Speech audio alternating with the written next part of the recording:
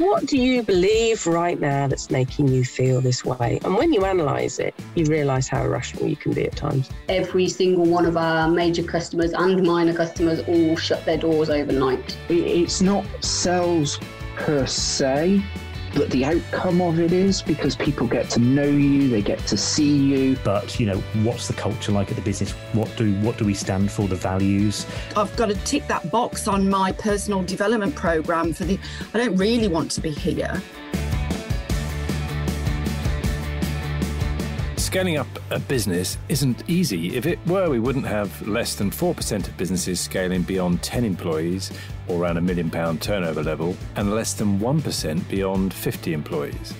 But the contribution that we make as owner-managers to our economies is immense and should never be underestimated, yet it can be a tough gig for all of us at times. And only other business owners truly understand the challenges that we face. And through ScaleUp Radio, we aim to help make things a little easier. We interview guests who have been where you are now and may have faced some of the challenges that you are facing. And they offer their thoughts and advice on what has worked for them, as well as what didn't.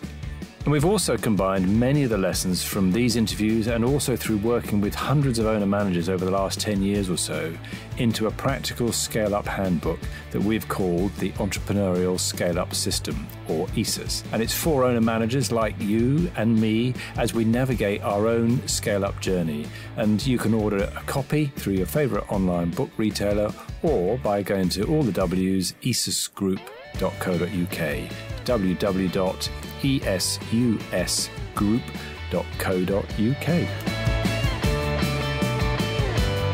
Hello, I'm Granger Forson, www.bizsmart-gloucestershire.co.uk, or find me on LinkedIn.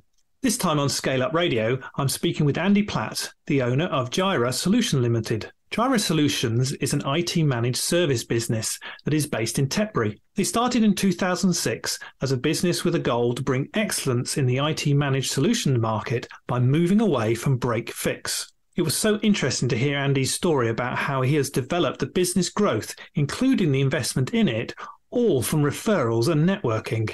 As always, we cover a lot of ground, including take the leap of faith when an investor approaches you for help, aim for excellence in what you do.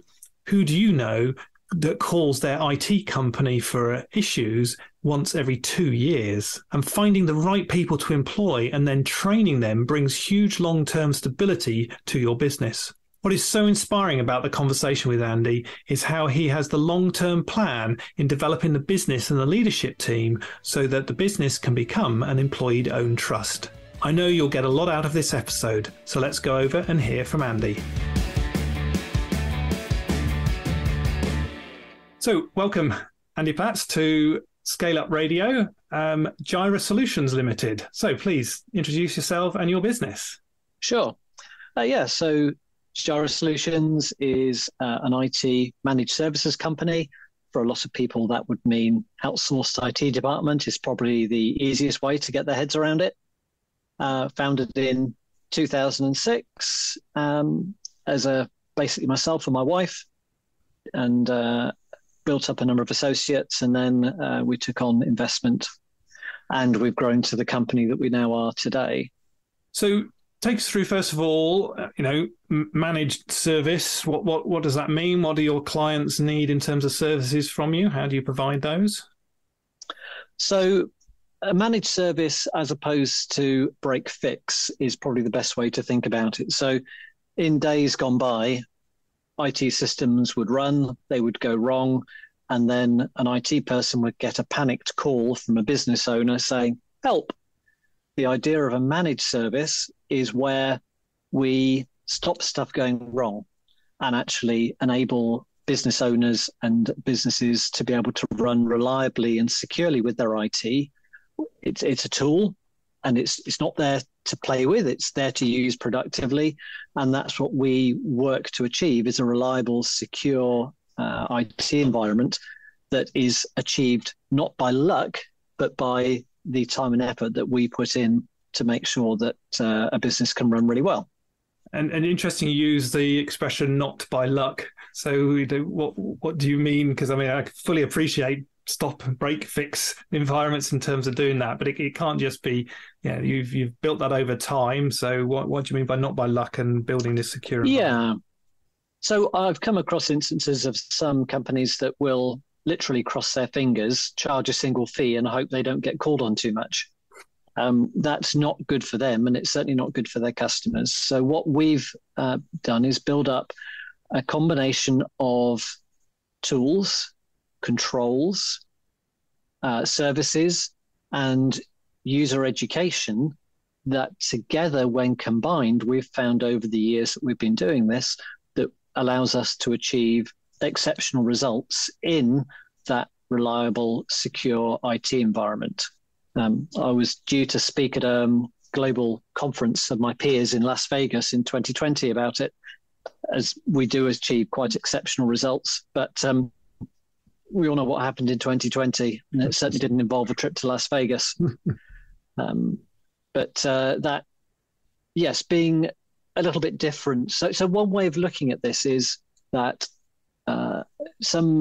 it's not uncommon in a lot of IT environments. You might expect to get a call per user per month for an IT issue. Okay. In a well-run environment, then people would reasonably expect to get that down to a call every 4 months for an IT issue.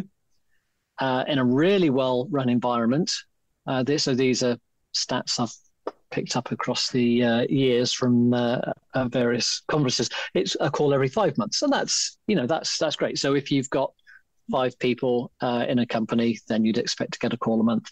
The last analysis that we did for our fully managed customers was our worst case was a call every 6 months, and our best case was a call every 2 years per person in a company. Wow. So a good, secure, reliable IT environment can be achieved. Some people don't know that. They've not experienced it. And it can be quite telling when you first encounter them, and they'll say, "How quickly do you pick up the phone?" And generally, that's a good indication they've had problems. Yes. And our standard response to that is, well, let me paint you a picture. Which would you prefer? Do you want an IT company that is absolutely awesome at picking up the phone when you call them half a dozen times a day? Or do you want an IT system that actually is set up and secured well enough that you'll only need to call them once a month? And most people, if they sit down and think about it, would probably, I'd like to think, have the latter, but it can be a bit of a mental leap for them if that's not been their experience to date. And once every 2 years, yes, please. I mean, that means I'm going to be productive all the time. Yeah, I want to be productive with my IT. So who wouldn't want that? Yeah, well, what a fantastic situation. So let's go back to 2006. You decided to create this business. Well, did you set out with this aspiration of being able to get to that level, or is it something that evolved over time? Well, we'll take it back a little bit further. I was working overseas in the 90s, and at that time I came back to the UK, and I went into business with my brother in a partnership. And he is still my brother, but we're not in business together anymore. And there was we were pulling in 2 different directions. I guess it would be one way of looking at it, that I could do the business, a much wider range of things. My brother was much more focused on home users. It made it quite difficult for me to take time off as a result, because I could do what he did. He couldn't do what I did. So I landed up building up a team of associates so that I had some resilience, breadth and depth. And actually, the way that we decided to go was then to found Jireh Solutions in 2006. So I spent nearly 6 years working with my brother. But that was the point of change, was actually then to purposefully focus on business and the difference that we could make for them in giving them a great IT experience.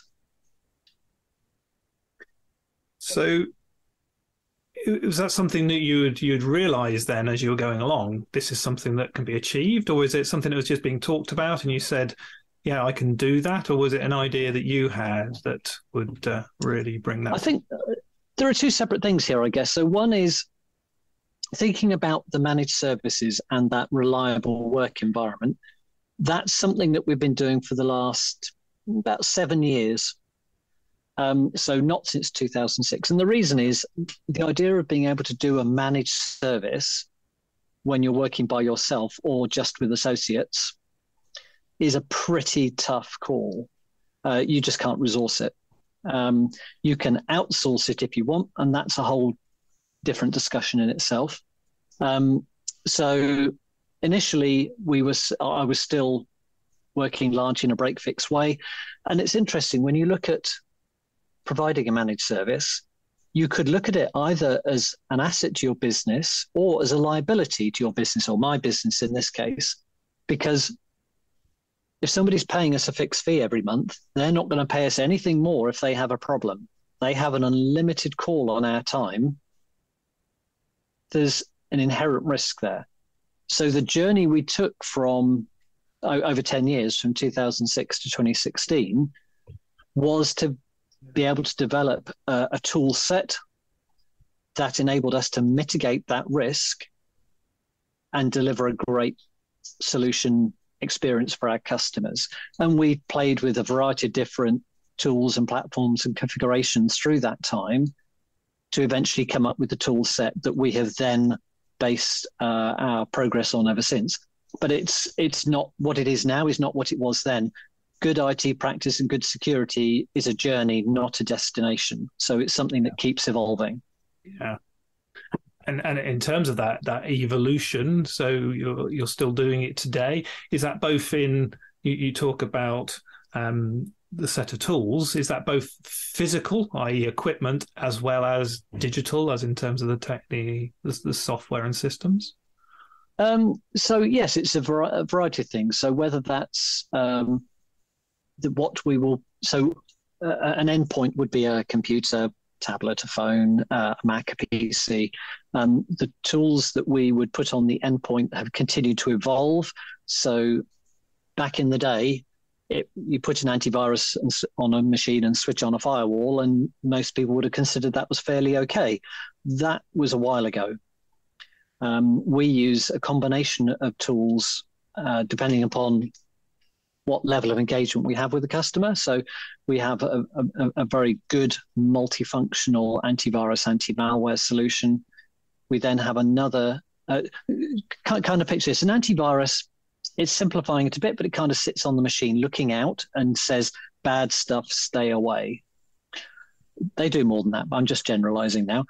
We then have another tool that sits on the edge of the machine looking in, saying, that's my stuff, you stay in there. I don't want bad people taking it away. And then we also have a zero trust. I won't get too bogged down with terminology. We have another program that sits on the machine that actually knows what is allowed to run and what's not.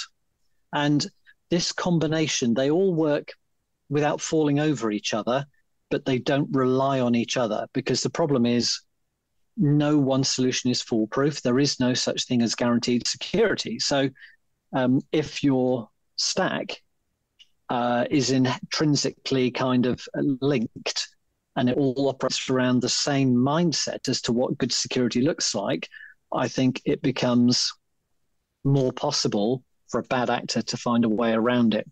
Having different tools designed in different ways to do different things that don't care whether they exist with the rest of the stack or not presents a more resilient solution. So multi-vendor, multi-purpose stack of security products that we use.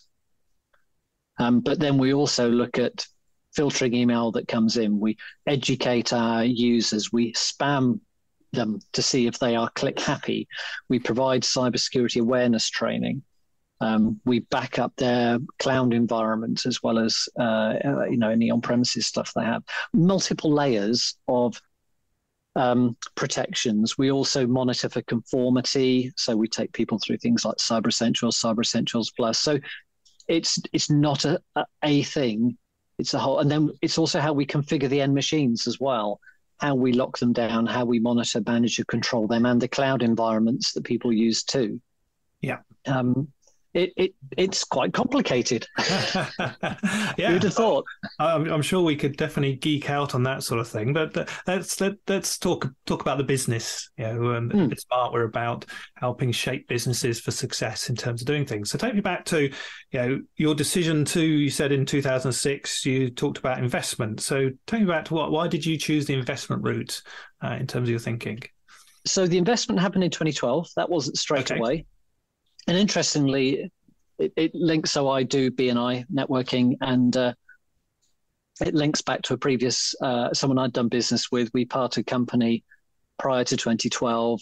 He got someone that was doing stuff for tuppence, and he was happy with that at the time. So we parted company amicably, and I invited him to a B&I meeting where there was some shared interests. And he said, "Oh, call in next time you're passing." So a few months later, it wasn't exactly straight away, I called in and had a chat with him. And it was something along the lines of his business, entirely different, works entirely in the third sector, charity, not-for-profit, corporate social responsibility, that kind of area. Yeah, was looking for an IT function. So the discussion was how might he gain an IT function, either internally, white label, acquisition, or something in between. And we did the something in between. And that was what gave us that investment then to move from myself and a bunch of associates to actually then growing an internal team and a workforce that we could then scale with. And that was probably the really significant step to allow us to do the managed services, because once there was resource within the business that can be marshaled and allocated, then we could genuinely manage something rather than do it when I'm not busy doing something else. Yeah. So how big are you today? So number of employees? There's 13 of us on the payroll. And the initial investment, would that allow you to sort of bring on in terms of your initial headcount? So it allowed us to take on a couple of staff, office space, and we intentionally took on 2 staff very quickly. And the reason for that was that by taking on one, when they got sick or went on holiday, or if they chose to leave, we'd have been straight back to where we were again and no further forwards. So by getting 2 in early, that was very much a statement of intent, and has enabled us to continue working primarily around growth to scale the business and build something of substance, rather than just land up lapsing back into where we were. Yeah. Well, that's a very interesting decision to take on 2, but then the back end allowed you to do that. Well, that's really good.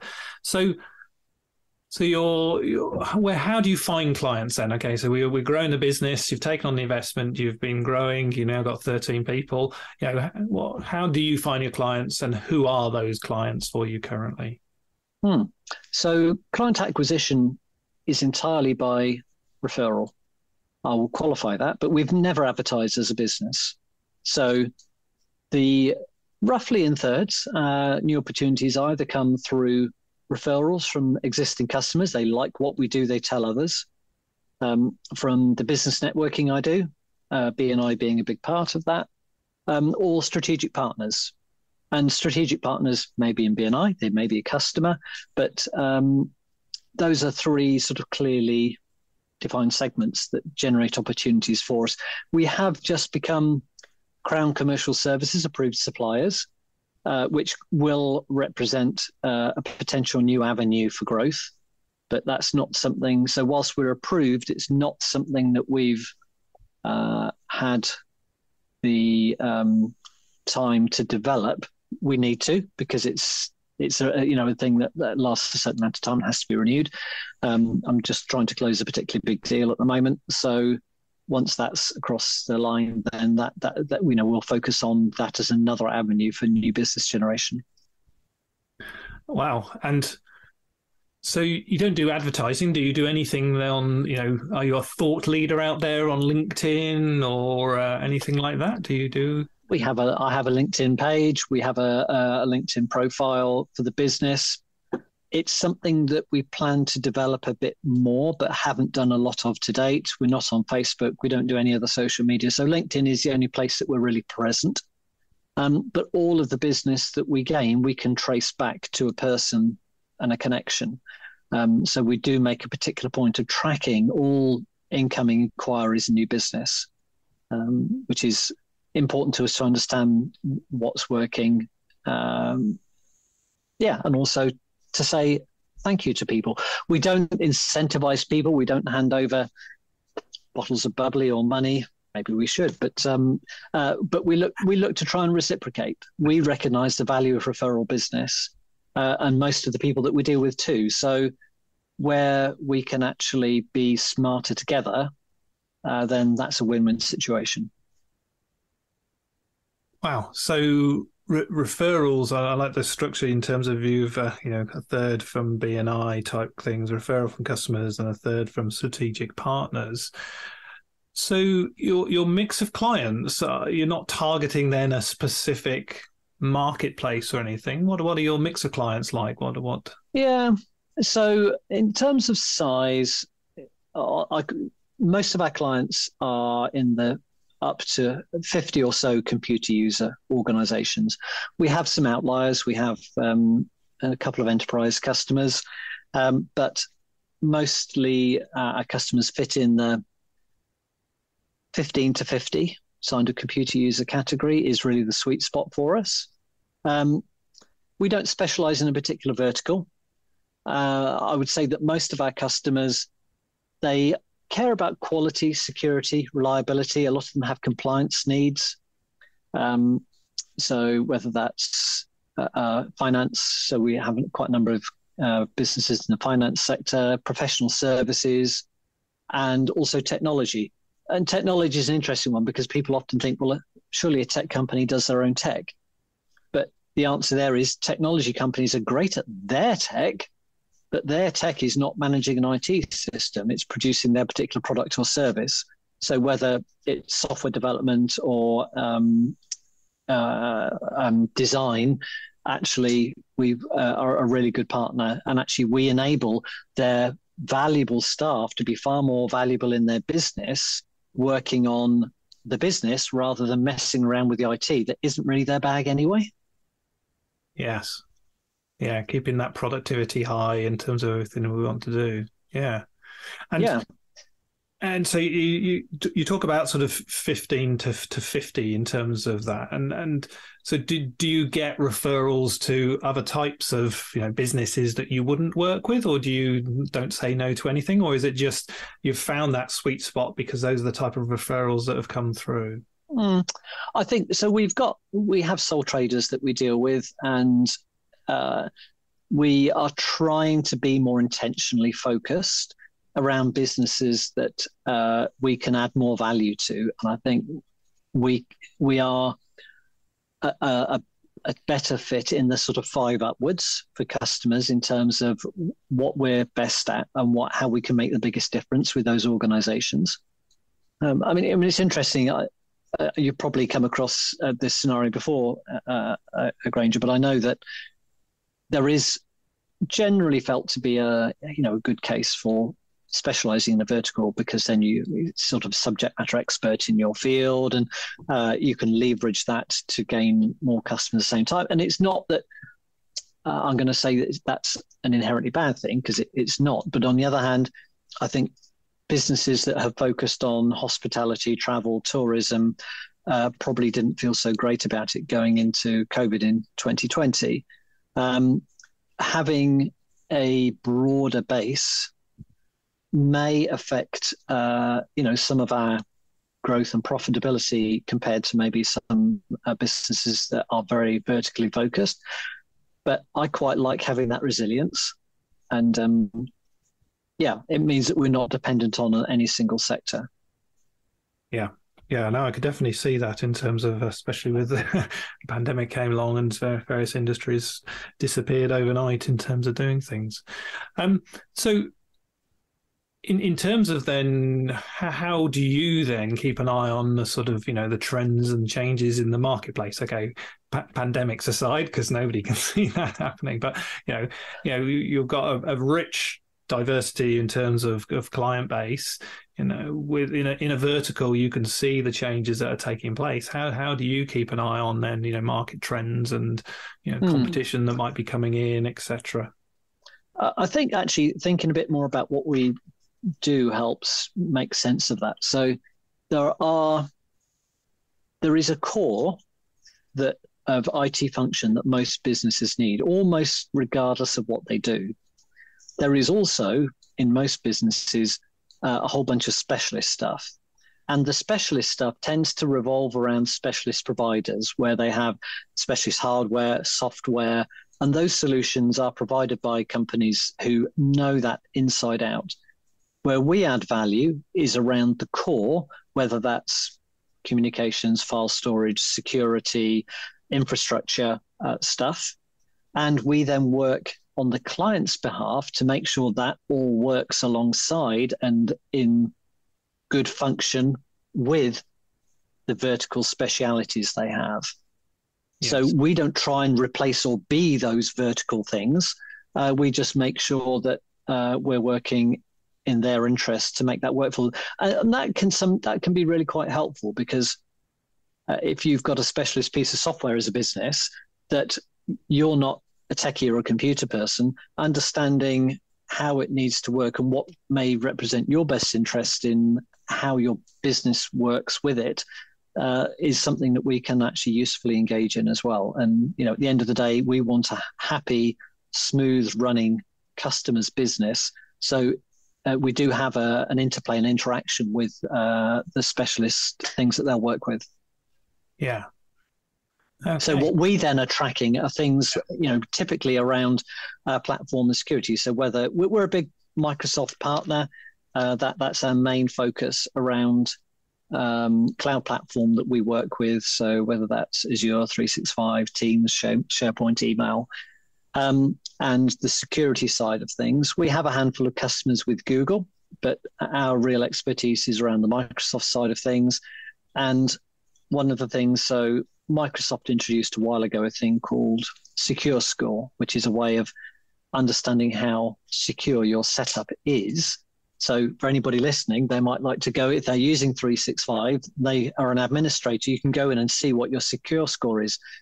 And I think a lot of people, when they go in and look at it, will be maybe a little disappointed about how low their score is. And often that's because it depends how long ago the tenant was set up as to how much security was on by default. There is a security defaults that you can switch on that can usually help that quite quickly.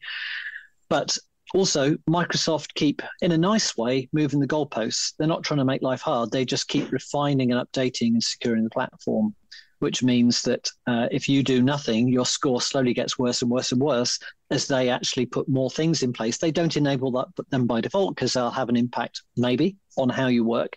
So managing that is also increasingly becoming a part of what we then look to do with customers to help make them secure and smart with the platform they're working with. Excellent. Yes, I can see how that would be a key advantage in terms of using something like that to constantly understand where you are and what you've got to do next in the ever-changing world of attack vectors, but also just equipment as well, in terms of it ages and it changes and everything happens in terms of coming through. Okay, brilliant. So let's go through a bit more about the business, okay, and then its growth and its development. So let's look along your path to where you are today.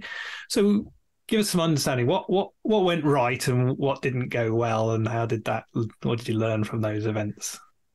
That's an interesting one. I think what was really good is that we had a really, up until COVID, big disrupting factor. I think we all noticed that.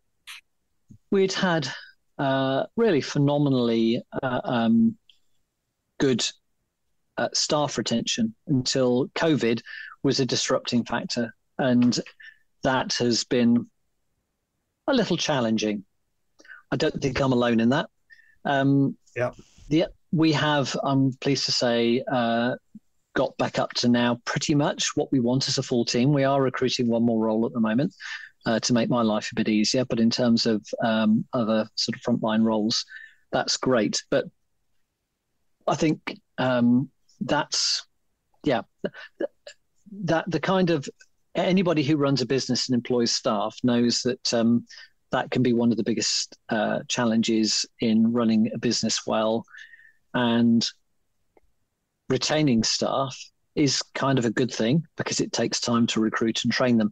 And here's the interesting thing in our sector, for anybody who listens who's in this sector, the subject at every conference is recruitment and training of staff, recruitment and retention of staff.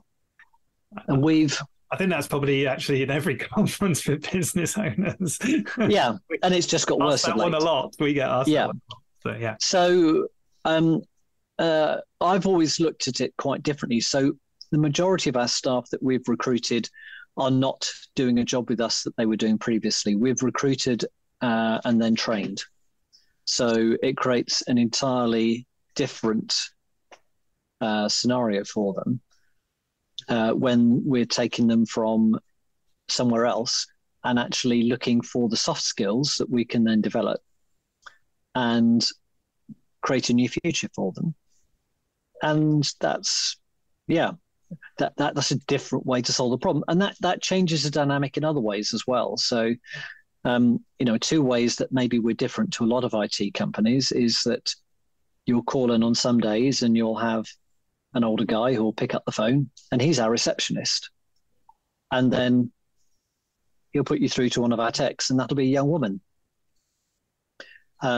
Women are not often found in technical roles in technology companies. It's not that they're not in technical companies, but they're often not in technical roles. So two of our engineers are young women that we've trained up from scratch. One of them was working in a local bakery and the other one was working in a local pub. But we saw the potential to develop them and they're awesome. They're a real credit to the team and they've just come on in leaps and bounds.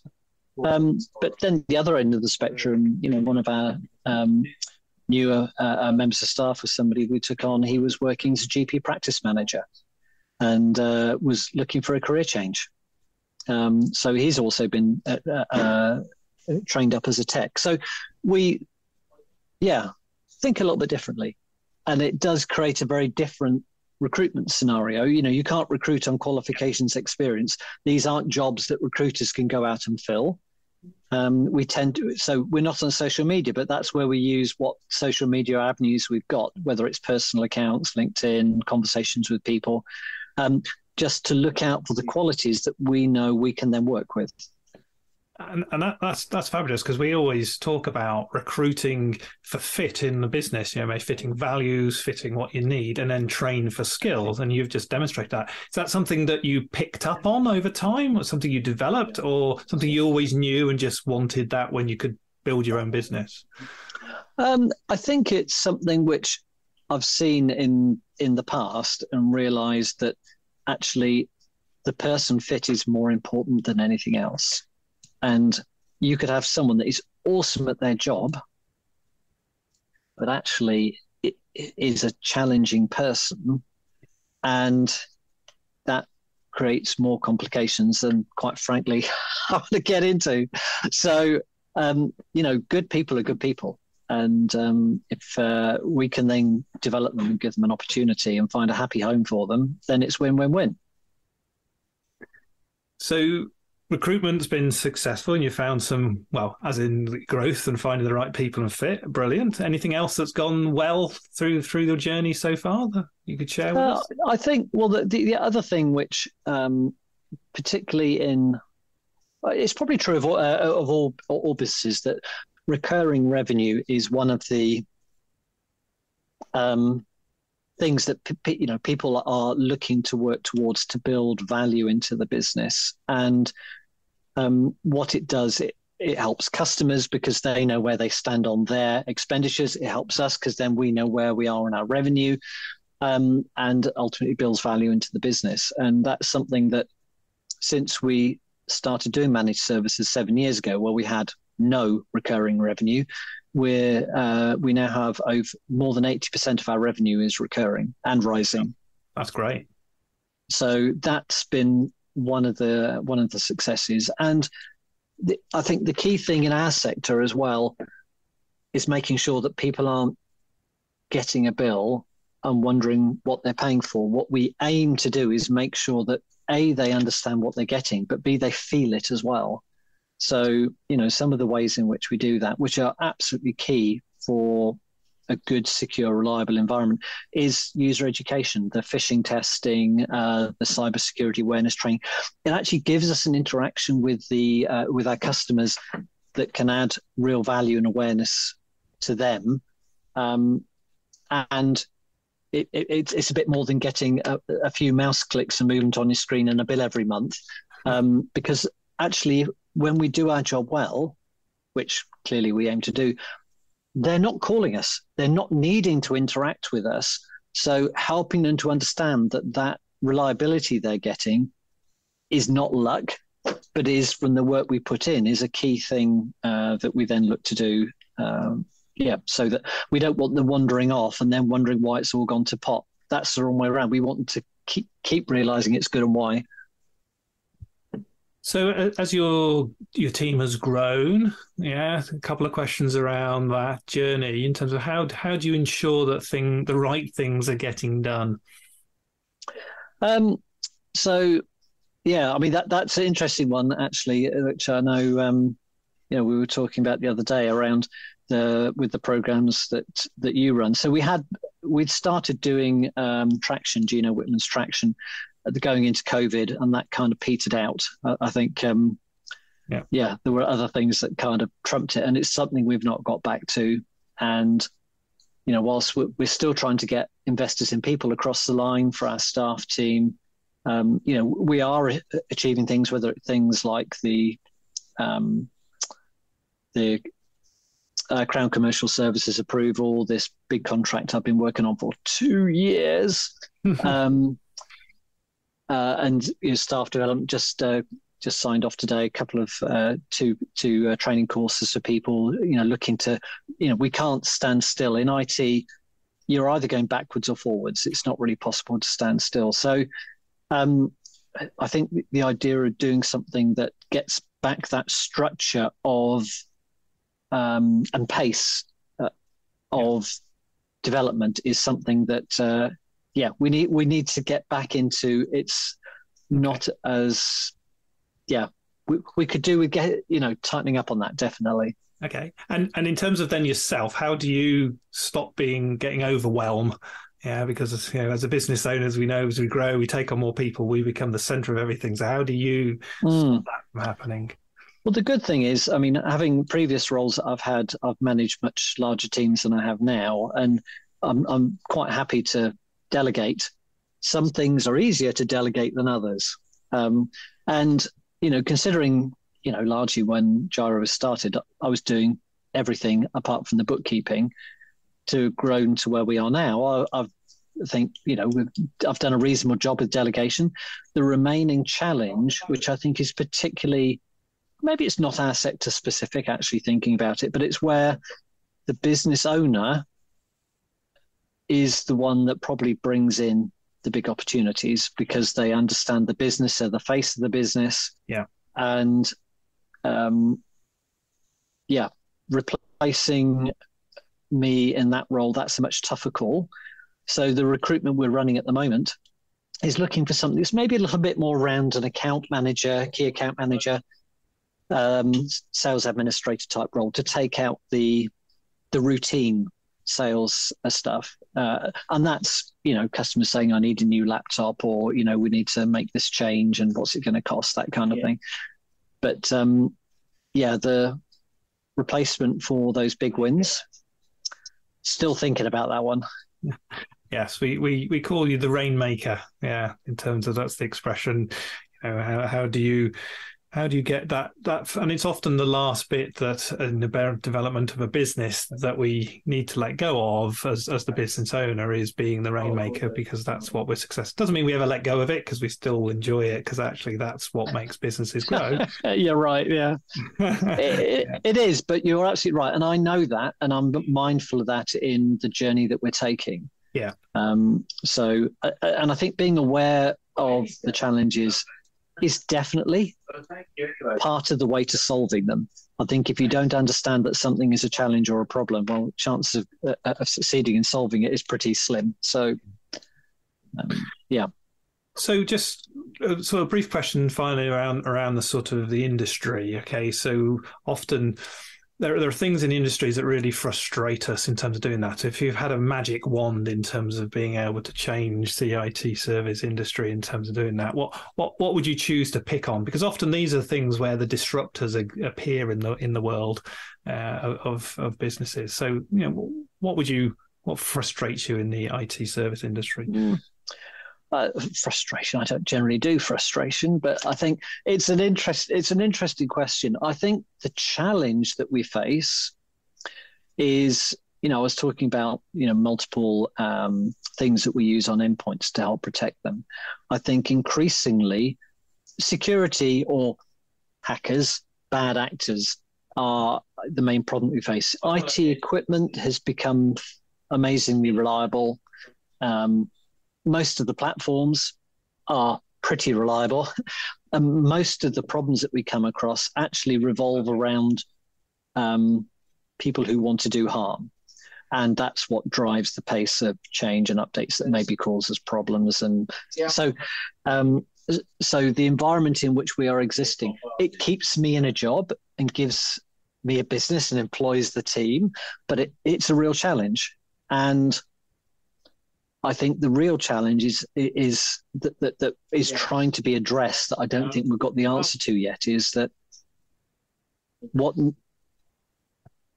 good looks like actually is the best place to start, because there are so many ways that bad can happen. Trying to only say, I've got a list of bad things I'm going to stop, is inherently limited, because there's always a new bad coming your way.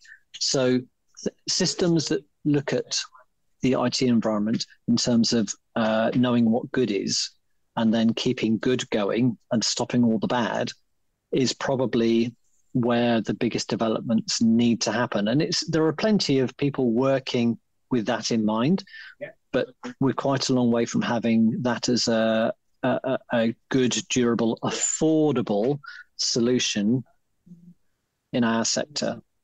So we deal with SMEs. I dare say if you've got an absolutely massive budget, then it's maybe a little more realizable. But we all know from the news there are plenty of big companies that have security problems to know that there is no magic bullet. No. Yeah. So it's a challenging sector from that point of view. And of course, we have the concern of all of our customers at heart. And whilst I'm pleased to say not one of our fully managed customers has been the wrong side of a security breach, which is a good stat in itself, I can't guarantee that will always be the case, but we'll certainly do our darndest to make sure that that we will try and keep that the case. That's our intention. Yeah.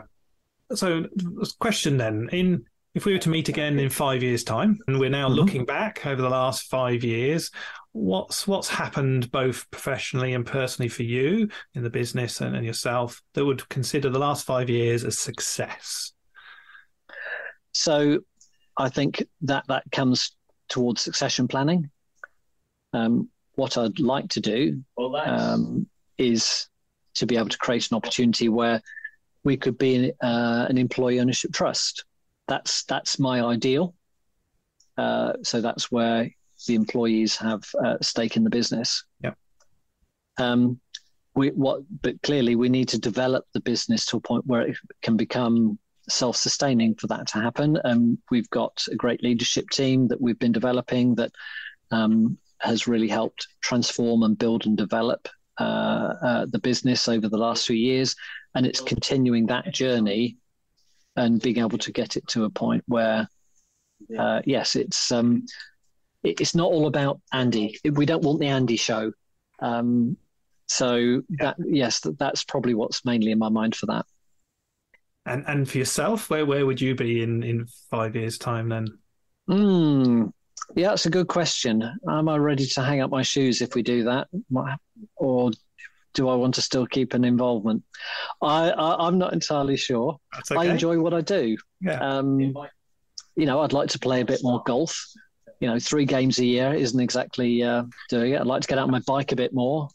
I have a daughter that lives in New Zealand and a son that lives in the UK, and being able to give each of them the time that, well, it depends how much time they want to put up with me, really, doesn't it? But there's more to life than work, and I enjoy the stuff that I do outside as well, and making sure that I can try and keep my role more to being in office hours, which is a constant.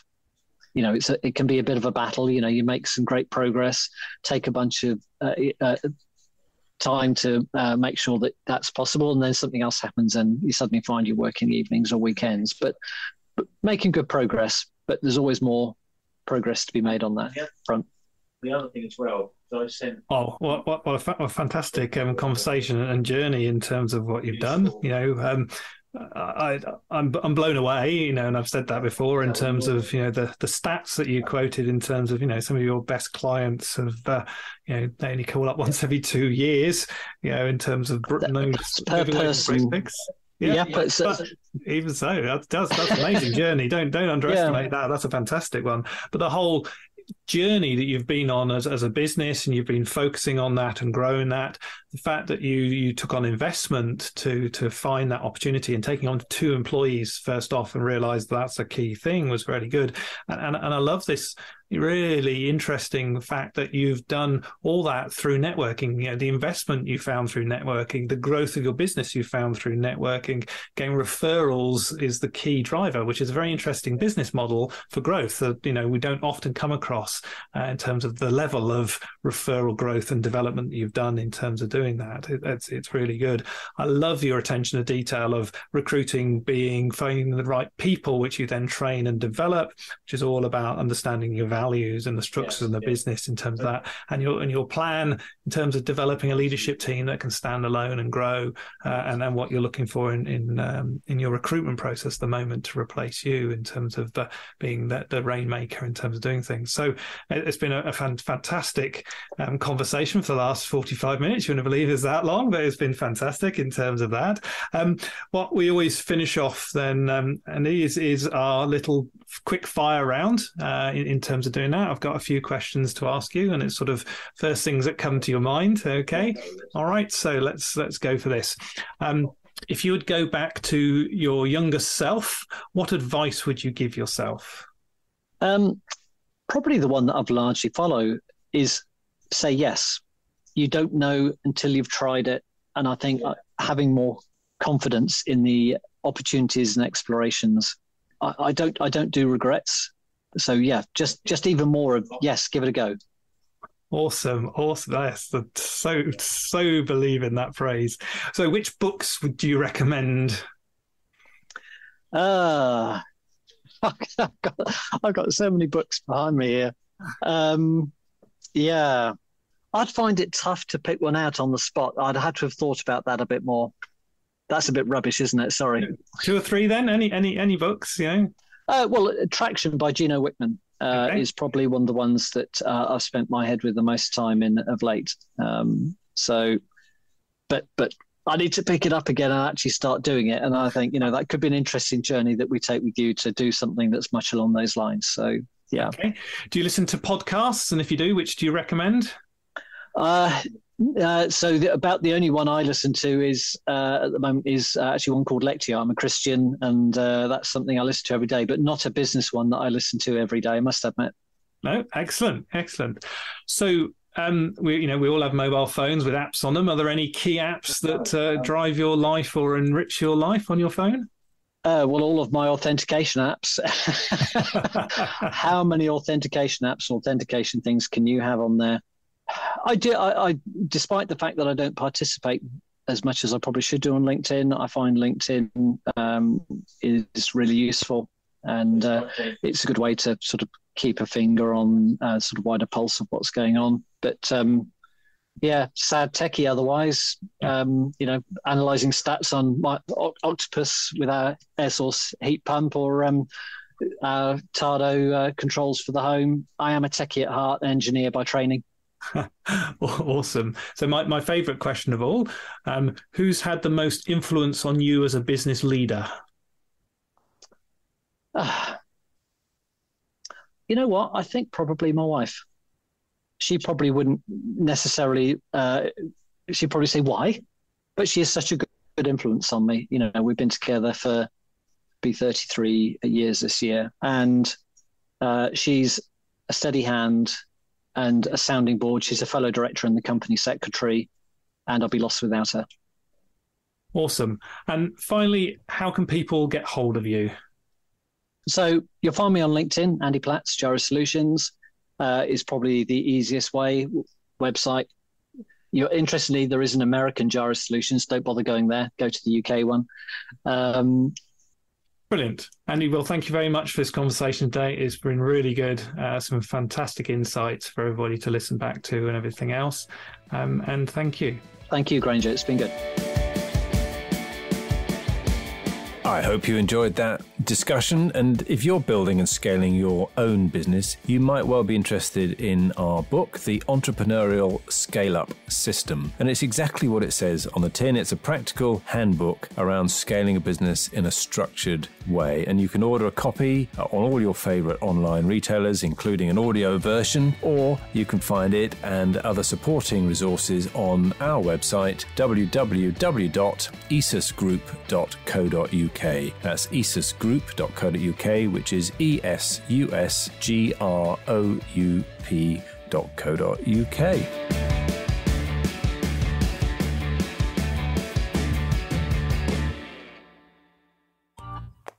This has been a Monkey Pants Productions podcast.